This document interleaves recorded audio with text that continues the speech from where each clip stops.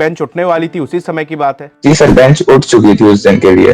और मेरे रिक्वेस्ट करने पर ऑनरेबल सीजीआई सर रुके, क्योंकि फादर ने ही मुझे मोटिवेट किया था कि इस इनजस्टिस के अगेंस्ट तुम्हें लड़ना चाहिए। वैसे तो सुप्रीम कोर्ट की लैंग्वेज इंग्लिश है, उससे हिंदी में बात करके उसका मैटर समझना चाहते हैं, और जो भी मैटर के इश्यूज रहते हैं या जो भी डिफिकल्टीज रहती हैं वो खुद उनको एक बेटर वे में एक्सप्लेन करते हैं।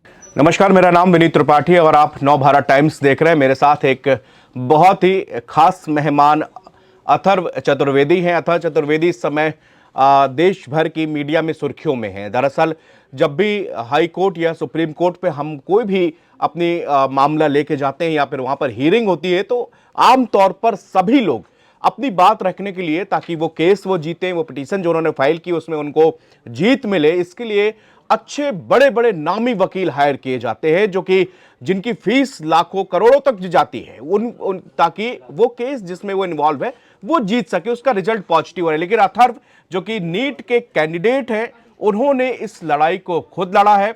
मध्य प्रदेश के रहने वाले हैं अथर्व, और पहले मध्य प्रदेश हाई कोर्ट में और फिर सुप्रीम कोर्ट में, जो कि सीजीआई की बेंच थी, उस पर उन्होंने 10 मिनट मांगे और अपनी बात रखी। उनकी इस बात की चर्चा हो रही, उनके कॉन्फिडेंस की लोग चर्चा कर रहे हैं।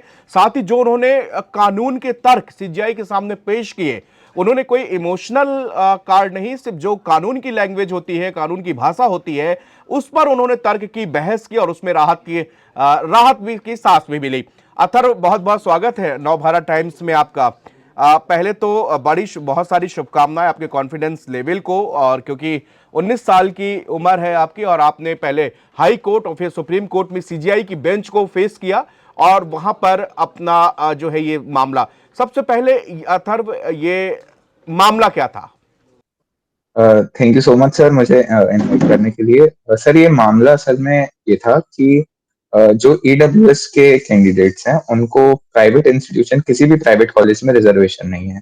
जब 103rd अमेंडमेंट किया था हमारी सेंट्रल गवर्नमेंट ने, उसके बाद क्योंकि उसका एम यही था कि गवर्नमेंट और प्राइवेट इंस्टीट्यूशन में ईडब्ल्यूएस के बच्चों को रिजर्वेशन देना है। उसके बाद ऑनरेबल सुप्रीम कोर्ट की कॉन्स्टिट्यूशन बेंच ने 2022 में ये कहते हुए एक केस डिसाइड किया था, जो कि जनहित अभियान वर्सेस यूनियन ऑफ इंडिया था, जिसमें ऑनरेबल सुप्रीम कोर्ट की कॉन्स्टिट्यूशन बेंच ने ये कहा था कि every private institutions are bound to provide reservation to EWS under article 15(6). इसके बाद भी मध्य प्रदेश में ईडब्ल्यूएस के बच्चों को रिजर्वेशन नहीं दिया जा रहा था।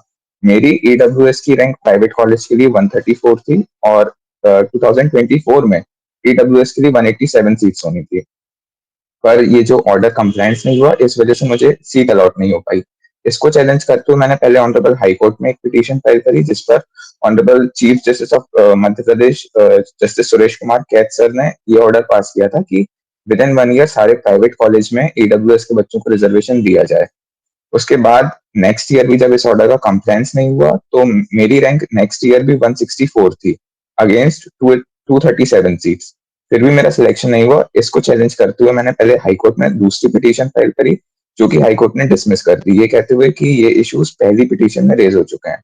फिर इस ऑर्डर के अगेंस्ट मैंने honourable supreme court of India में एक एसएलपी फाइल करी, जिस पर honourable chief justice of India की बेंच ने ये ऑर्डर पास किया under article 142।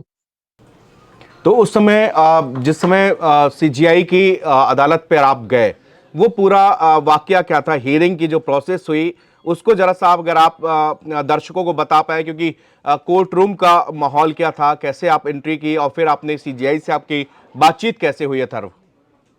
Sir, first hearing पर honourable chief justice of India और ऑनरेबल जस्टिस बागची सर ने नोटिस इशू किए थे, और फिर क्योंकि मैं हर हियरिंग पर वर्चुअली ही ज्वाइन किया था थ्रू वीडियो कॉल जबलपुर से। उसके बाद नेक्स्ट हियरिंग पर honourable chief justice of India ने स्टेट के काउंसिल से ये डायरेक्ट क्वेश्चन किया था कि जब हमारी कॉन्स्टिट्यूशन बेंच इस रिजर्वेशन को अपहेल्ड कर चुकी है, तो आप इसका कंप्लेंट्स क्यों नहीं कर रहे हैं।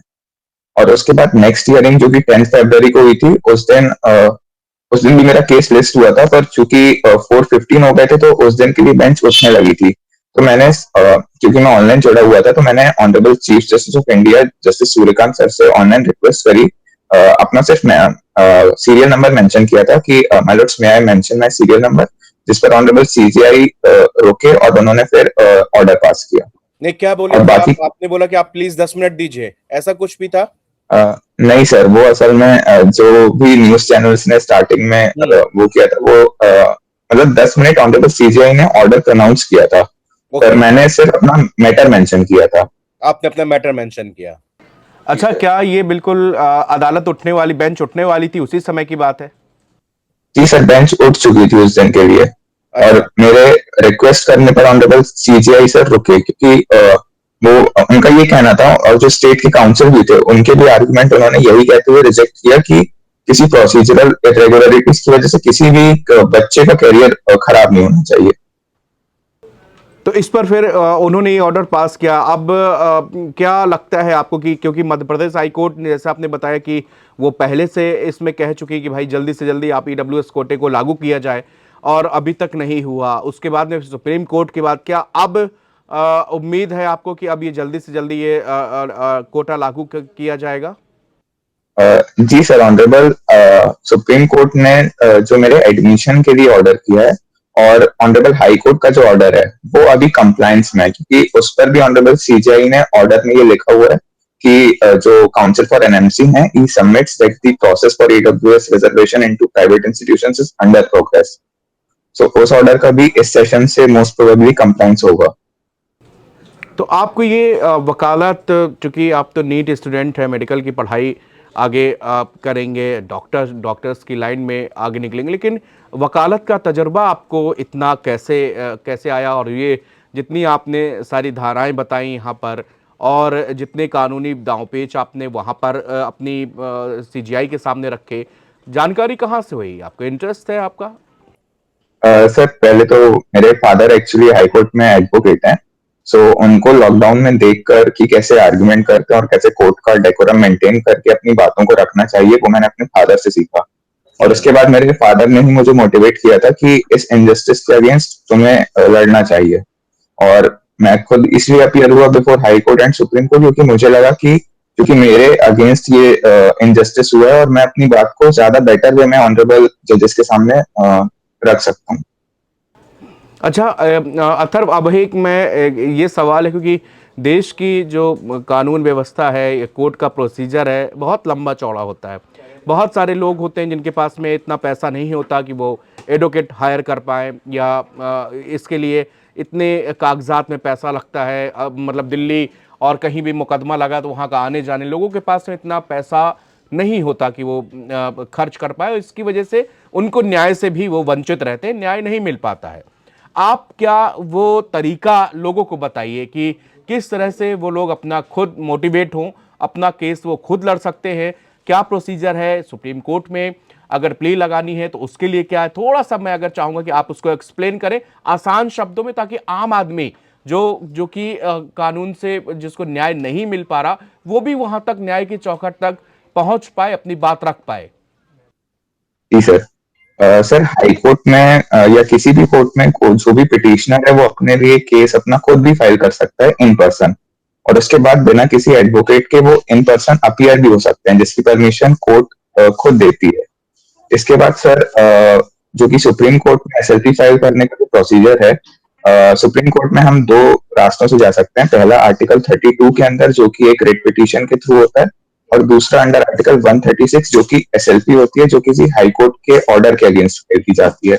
ये सभी पिटीशन इंग्लिश में फाइल की जाती हैं, और इसका एक जो फॉर्मेट है वो honourable supreme court of India की वेबसाइट पर अवेलेबल है, और उसी के साथ कई एसएलपीज भी अवेलेबल हैं जिसको देखकर हम ये फाइल कर सकते हैं।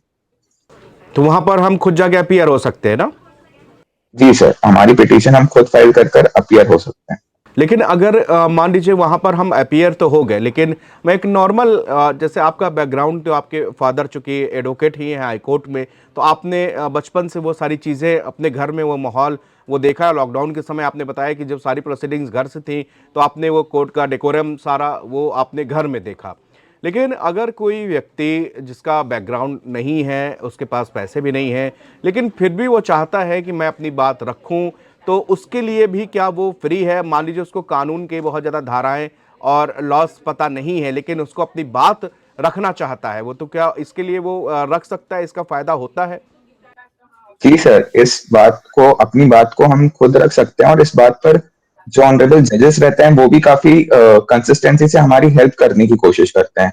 एक बात जैसे कि मैंने अभी honourable chief justice of India जैसे सूर्यकांत की प्रोसीडिंग्स के दौरान देखी, जो ऑनरेबल सीजीआई है, जैसे वैसे तो सुप्रीम कोर्ट की लैंग्वेज इंग्लिश है, वहां पर सारे आर्ग्यूमेंट्स इंग्लिश में किए जाते हैं और एसएलपीज भी इंग्लिश में फाइल की जाती हैं, लेकिन ऑनरेबल सीजीआई अगर कोई हिंदी में आर्ग्यू करना चाहता है, अगर कोई हिंदी में आर्ग्यू कर रहा है जिसकी इंग्लिश अच्छी नहीं है, तो ऑनरेबल सीजीआई और बाकी जजेस भी उससे हिंदी में बात करके उसका मैटर समझना चाहते हैं, और जो भी मैटर के इश्यूज रहते हैं या जो भी डिफिकल्टीज रहती हैं वो खुद उनको एक बेटर वे में एक्सप्लेन करते हैं। और इसके बाद भी अगर जो पिटिशनर है या जो भी पार्टी है वो अगर अपना आर्ग्यूमेंट अच्छे से प्रेजेंट नहीं कर पा रही है, तो कोर्ट अपने खर्चे पर उन्हें एडवोकेट भी प्रोवाइड करते हैं, जिसे अमेकस क्यूरी कहा जाता है।